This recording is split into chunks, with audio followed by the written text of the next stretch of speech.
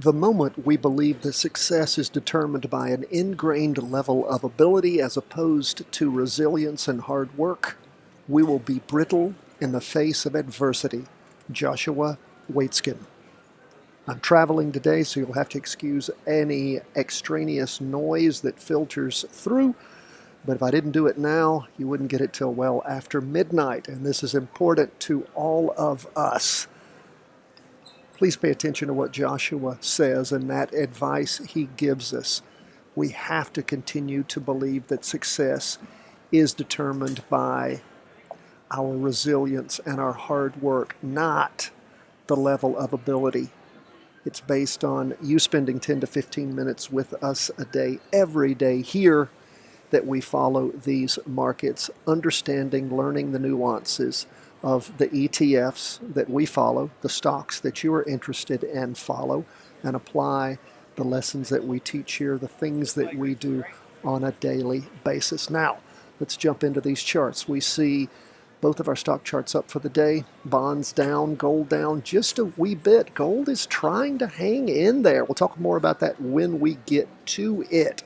And I want to thank all of the members, the Patreon supporters that joined me today for the Q&A. That was outstanding. Thank you so much. Jay, Brad, Giuseppe joining us from Italy. We appreciate all of you being there with us. If you're not a Patreon supporter and want to join in these monthly Q&As, we'd love to have you. Just follow the link in the show notes. Now, let's jump into the S&P 500 up 0.64% for the day. What do we see going on? Well, check out the derivative oscillator.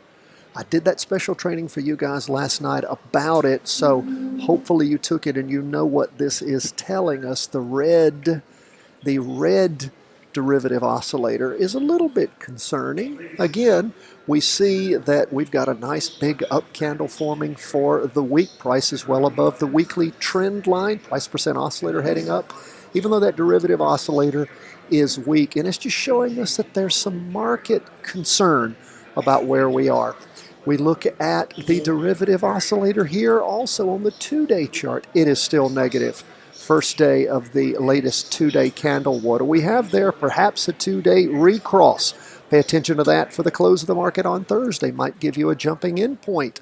All things, all the charts all the time, so be looking at everything else, but that appears to be shaping up right there. What's going on with a 4-hour chart? And again, I'm in airport, so it's loading up a little slow. There we go. Up in the morning, about the same, a little higher in the afternoon. Price percent oscillator heading up. Derivative oscillator gained a little momentum at the end of the day, so that's good to see. Price is, of course, well above the 2-day and the weekly, so pay attention to what we are seeing here. We'll continue to do that. And again, waiting to see if we're going to have that crossover going up on the 2-day chart. We go from the big S&P 500, all those big companies, to the tech companies. Tech sector up 0.97%, our biggest gainer for the day, almost a full percent.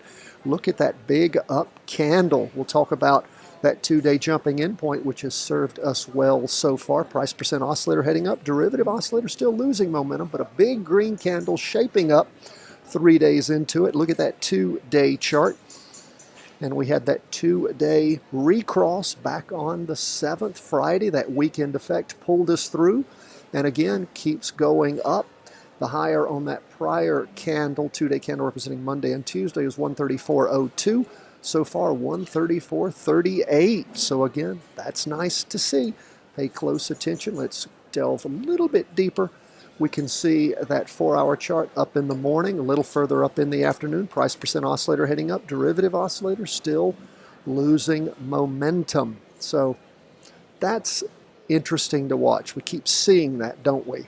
Pay attention to that. Note that in your notes. Pay attention to what that means as we move forward. So we're going to leave stocks at this point, go to bonds. Bonds down 0.51%. Another week of cautionary backpedaling. That's what's shaping up so far.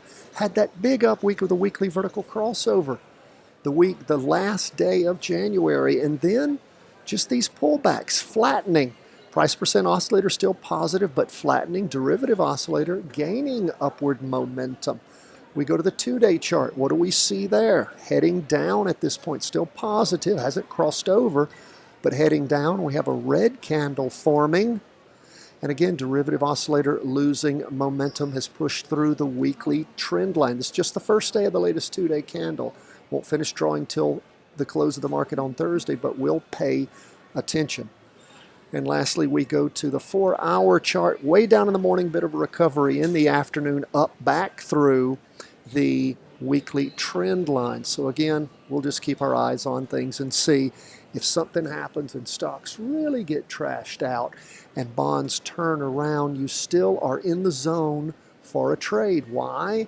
Because the 2-day and the weekly are still up. So put that in your notes. Pay attention. Those of you wondering, what is this guy talking about? What kind of notes? Well, if you look in your show notes, you will see links to our daily market worksheet, weekly market worksheet, and trade worksheet. Plus, we have trainings at the website and at the YouTube channel on how to use each of those worksheets.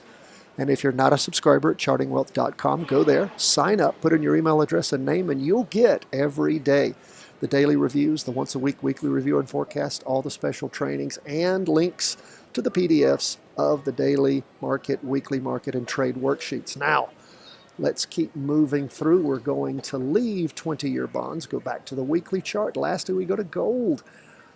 Gold down 0.08%. What's happening? We have a green, almost a green doji, pretty much. After a red doji almost the week before, gold is just stalling here. Price percent oscillator still positive, barely heading down. Derivative oscillator losing momentum going into the 3rd week so far. We go from the weekly to the 2-day, and of course it crossed over, going down back on the 7th, and has really just sort of slid sideways since then. We have a red spinning top forming, derivative oscillator gaining downward momentum. Price is right there at the weekly trend line. So Thursday's going to really give us some idea as to what gold is up to. Keep hoping it's going to boom up, but got to have that 2-day cross back over for us.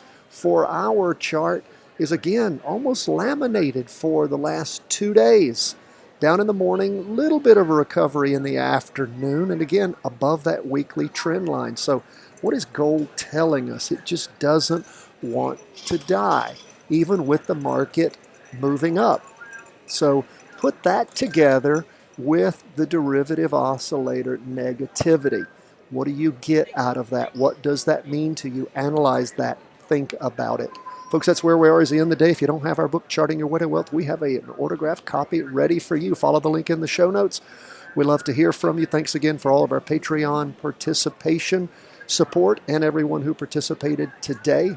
You have questions, problems, concerns, we love to hear from all of you. CW@chartingwealth.com. God bless. All the best from the whole team at Charting Wealth World Headquarters.